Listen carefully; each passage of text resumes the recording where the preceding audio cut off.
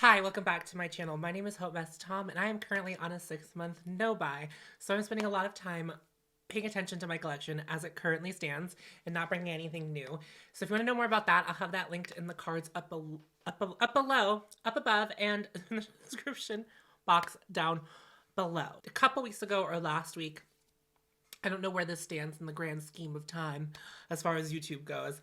I took inspiration from the Kaleidos Flower Punk palette and recreated it with shadows that I already have in my collection. So it lives inside this Adept palette that I have, and it is enormous. But my little version is right where my pinky is pointing. That's my little version of the Flower Punk palette. Now that I have spent a week or so, I've done maybe like 6 or 7 looks using this color story, which is not perfect, but very similar to the Kaleidos Flower Punk.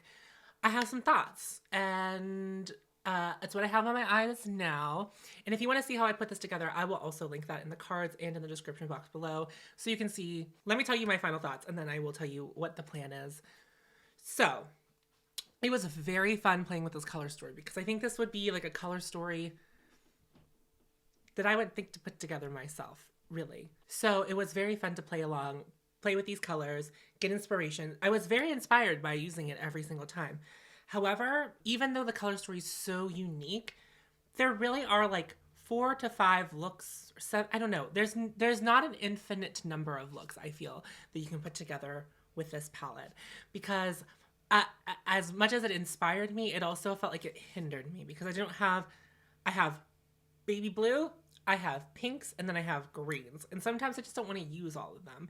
In fact, one of the shades I didn't use at all, even though it was like part of the color story, like not at one time was I inspired enough to pick it up to put it on my face, because it's just like a color that I'm not looking, it just didn't inspire me like the rest of the shades did. I'm not gonna keep this, and I'm gonna put all of these shadows back from whence they came, and I thought we could do that together as a little trial, and we'll talk about as we go, because I think it's important for me, and maybe it would be important for you if you were doing something like this, to take a look at the shadows and maybe understand like why you didn't use it, or why you used it a lot whenever you were doing your looks. So I think that would be I don't know why that feels good to me, but that's what I want to do. Okay, we're gonna do it together. All right, so this is the shade Lagrima from the Muerte palette from Melt. It was a limited edition palette that came out a few years ago. It goes right there.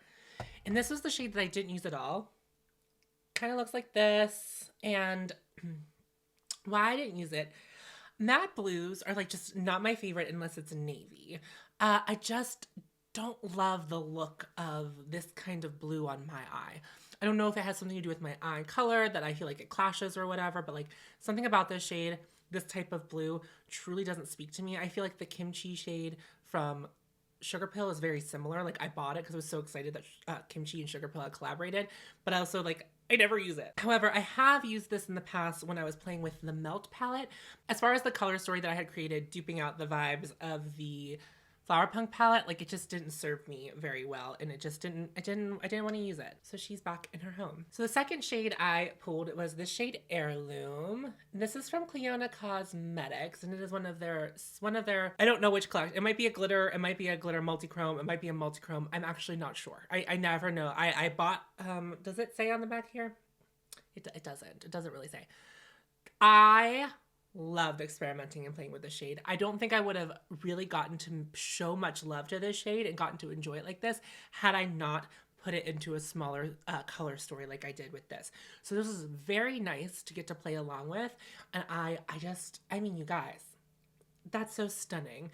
So it still lives in this Adept palette, but it's going to live on the other side of my clear little flap in my palette. Keeping with the theme of Cliona Cosmetics, I also played with this shade quite a bit. This is the shade Engrave. Again, not sure if it's a glitter or a multi-chrome, but I'll have this all linked down below if you were interested in checking out these single shadows. I'm pretty sure this is just a glitter, because I'm pretty sure this one's $10 US. The multi-chromes are like 20 some odd dollars. And what I loved about this is it just always looks so pretty. It's on my inner corner today, and it just has like a beautiful shimmer effect with a light application. It worked just like as a topper, and then if you put a heavier application on, it gave you full opacity, and it just has like a very beautiful, I don't want to say understated, but very beautiful, just like glimmer to it on the eyes. It is a very beautiful pink that like shifts into a champagne color. So stunning. Again, glad I got it out of my big Cleona collection and into something smaller so I could show this shade some love. And I'm very excited to use it again in the future. Like now that I've spent some time with it, I know what it looks like. I know how I like to use it. So that was really great. So this is a shade from the Natasha Denona Love palette, which I have depotted completely, and it actually lives in this Adept palette full time. So it's not going back into a palette. However, I did have some issues with this. It was a little bit patchy, specifically today on this outside corner of my eye. It like really didn't want to stick. I was using my favorite eyeshadow primer and I done my eyeshadow the way I always do my eyeshadow. However, that's the first time I remember this like behaving like this. I did a review of the Love palette last year. I'll link it in the cards in case you were interested in this palette.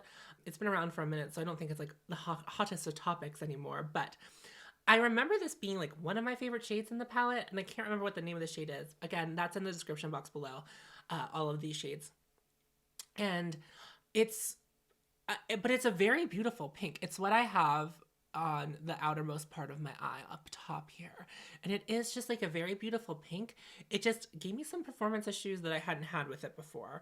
I doesn't feel like a need to declutter it, but like maybe not the first dusty pink that I'm reaching for in my collection moving forward. All right, so the last from my pink section is this shade, which I believe is called Blackberry something. And this is from the Viseart Grand Pro 1X.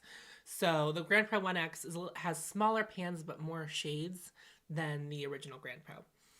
This was a delight to work with. I used it every single time to deepen up whatever look I was going with. It worked very well with the greens when I needed to deepen up the greens when those weren't quite deep enough. And it worked just really well in general. And it doesn't seem like a shade that would play so well with other shades, but it worked very well. In Viseart fashion, very blendable, very easy to work with.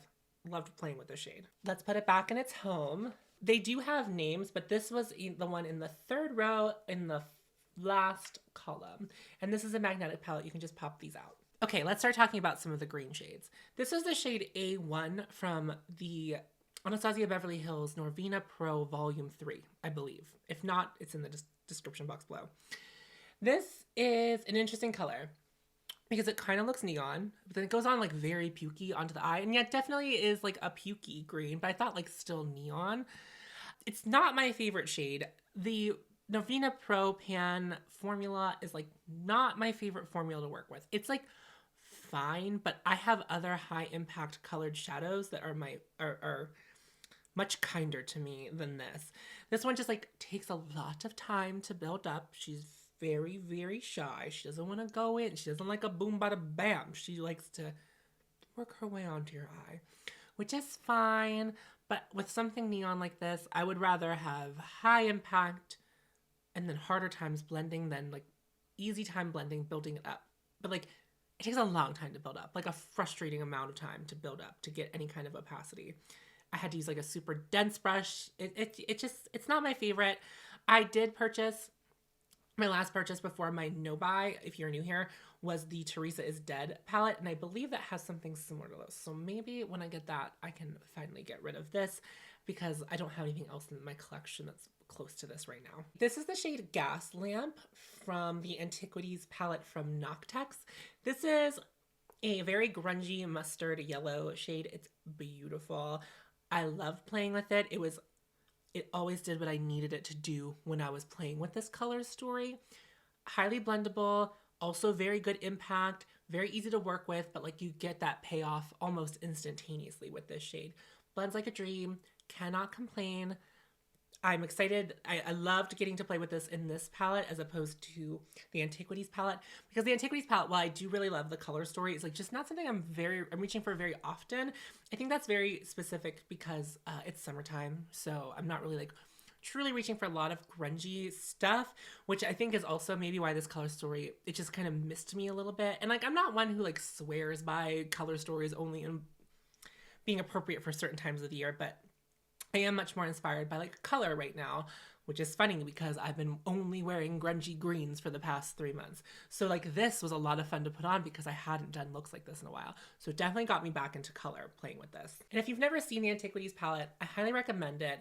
I would like to do a full review on it, but these shadows are beautiful. And if you ever felt like you missed out on subculture, maybe you were a little bit late to the makeup game, which is great. Hi, welcome. We'd love to have you. But if you always loved the color story of subculture, but like never got your hands on the palette, try this one out. Very beautiful.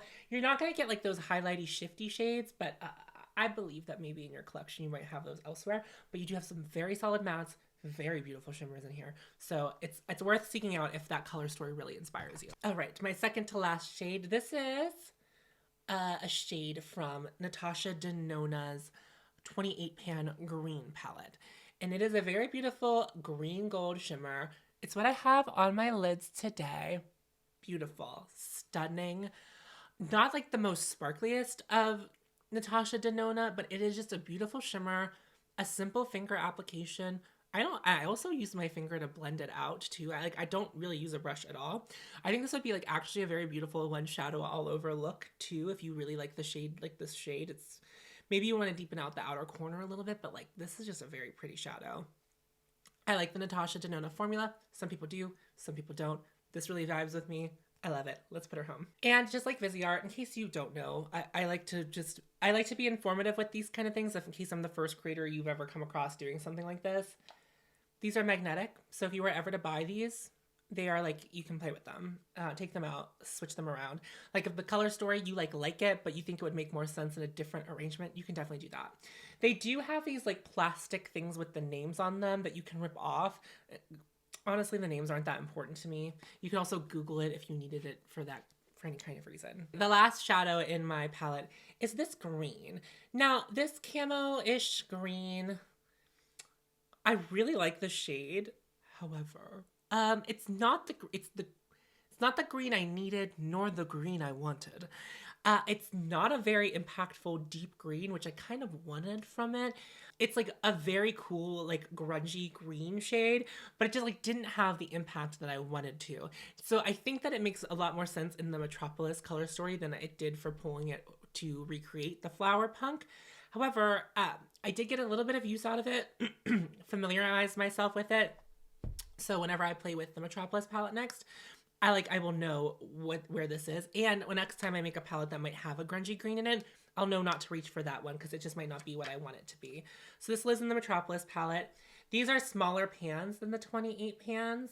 So these are like the midi size pans, but this was a $129 palette because there's more shades in here than the midi palette. So like the Sunrise and the Love palette, it has more shadows than that. But that's in its home. All right, so now I have space to play with a new color story, which I definitely intend on doing. I'm pretty sure I'm going to be duping out Laura Lee's Candy Something palette. I was very inspired by it doing the recent anti-haul, and you can check that. Oh my god, I'm pointing the wrong way. Is it that way? I can't keep up. I can't keep up, children. I cannot keep up. But yes, I think that's what we'll be playing with next. I don't know that I have a lot of pastels, so it'll be fun to try to like dupe the vibes as opposed to completely duping out that palette, but it is a color story that I'm very intrigued by and want to mess around with, so we will do that together very soon. Be on the lookout for a full review of the Anastasia Beverly Hills foundation. I'm working on it, my typical foundation review style, a too little, too late review. Keep your eyes peeled for that. If you want to hear more from me, I am on 3 different podcasts. Those are all linked in the description box below. Please click on those, check them out. I'm fun. And Tiffany is a great co-host. I love that we have like such great energy. And she was also on a new makeup nonsense bingo a while ago. So if you want to see us in action there where we're talking about makeup and maybe something more relevant to you than what we talk about in our other podcasts. All right. I'm going to wrap it up here. Go ahead and hit that subscribe button if you want to see more content from me on this platform, and I will see you in my next video. Thank you so much for watching. Bye.